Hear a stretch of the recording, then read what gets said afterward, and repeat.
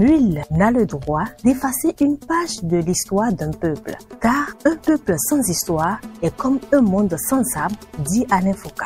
Alors, amoureux des histoires, c'est le moment de vous installer confortablement dans votre rubrique Histoire des peuples du Bénin.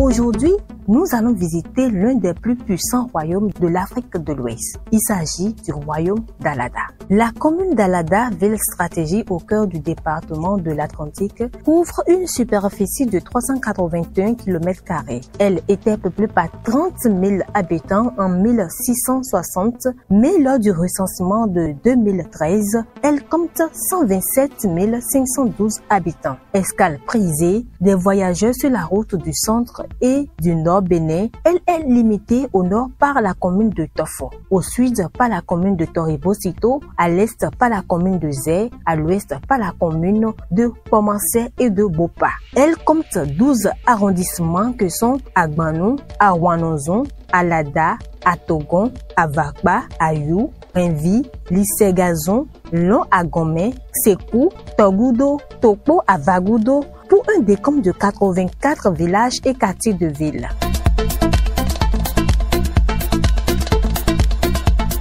La commune d'Alada est aujourd'hui une cité historique et religieuse qui possède de nombreux temples et sanctuaires vaudous. C'est le berceau par excellence de l'ethnie Fon venue de Adja. Alada perpétue la tradition commune au royaume du Dahomey et de Hogbonou, issus d'un même clan au départ. Elle est considérée aussi comme la capitale du vaudou.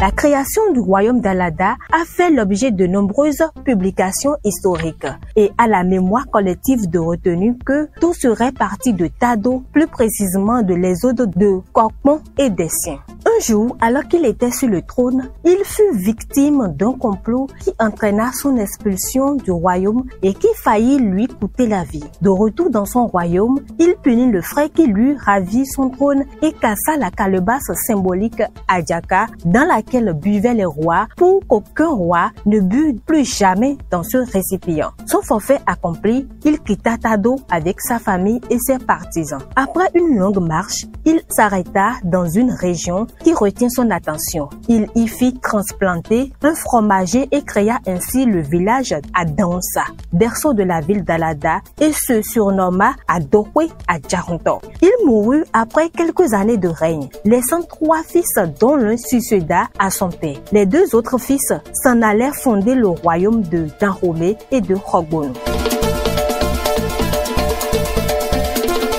La date de fondation du royaume d'Alada est difficile à définir. La plus ancienne référence à ce royaume semble attestée par une carte portugaise de 1539 où est mentionnée près du royaume du Bénin une localité appelée Arida qui semble correspondre à Alada. La tradition mythique présente la fondation Alada comme le résultat de la migration d'un prince du royaume Adja de Tado. Tueur du roi ou d'un prince local, il doit fuir. Il prendra le surnom d'Adjanto, littéralement le tueur d'Adja. Adjanto, ses descendants et ses partisans fondent alors le royaume d'Alada après s'être mêlés aux populations autochtones, en naîtra le peuple Aïzo.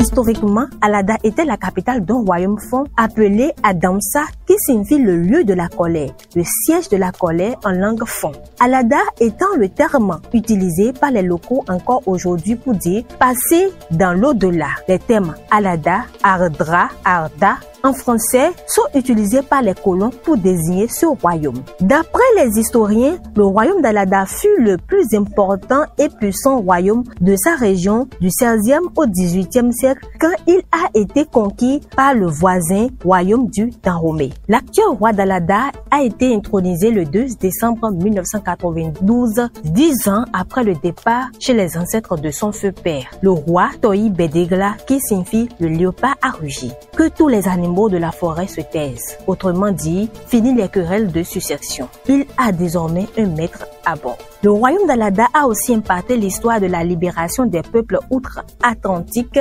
esclavagisés par les puissances occidentales pendant la traite négrière. Toussaint Louverture, héros de l'indépendance d'Haïti, est le fils d'un prince d'Alada appelé Gaou Deguenon qui était un spécialiste en médecine traditionnelle africaine. La ville d'Alada lui a d'ailleurs consacré un monument situé à la sortie nord, sur la place Toussaint Louverture.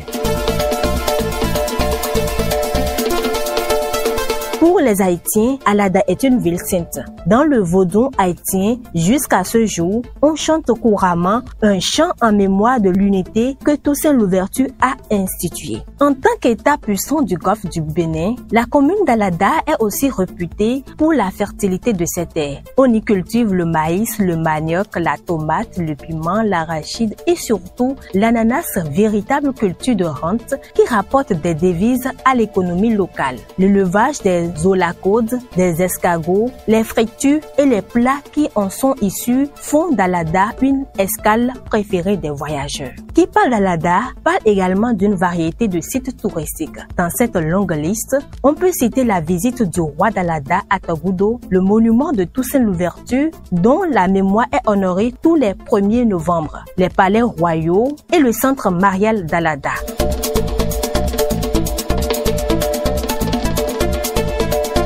La commune abrite les centres d'accueil des visiteurs dont notamment la ferme Sada de Togoudo, le royaume Hôtel Alada et plusieurs autres choses. La commune d'Alada dispose également d'un port sec, un terminal à conteneurs qui est une extension sous douane au port autonome de Cotonou. Le port sec offre aux clients, à l'import et à l'export, un hub stratégique s'étendant sur une superficie de 15 hectares avec des perspectives d'extension sur 35 autres hectares. Plusieurs usines de transformation de l'ananas en jus telles que Ira, Tilou sont installées à Alada pour profiter de la proximité de la matière première qu'est l'ananas.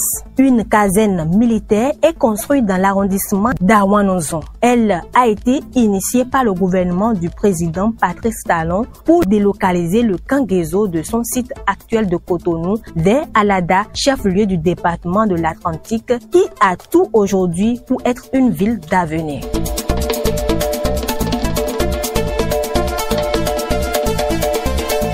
Comme personnalité et préférence issues d'Alada, nous pouvons citer Sylvain Adépédio Kendes, ancien ministre, ancien député, Valentin Akplogon Djibodé, ancien président de l'Assemblée, la première après les indépendances, Ismaël Serpoz Tidjani, magistrat, ancien ministre, ancien député, François Akplogon Djibodé, ancien ministre des Finances, Didier Akplogon, ancien ministre de la Jeunesse et des Sports, Lionel Tchobli, ancien chef d'arrondissement de Atogon. Nous allons nous en arrêter là pour le compte de ce numéro de votre rubrique Histoire des peuples du Bénin. Merci de nous prêter une oreille attentive. Nous espérons que vous avez aimé notre balade sur le peuple d'Alada. Si oui, gardez le rendez-vous pour un autre numéro. À la cabine technique, il s'appelle Firiol Sacha Sossou. Présentation Lucrèce Rossikbevi. Merci de nous préférer sur la 100.0 FM et à la prochaine.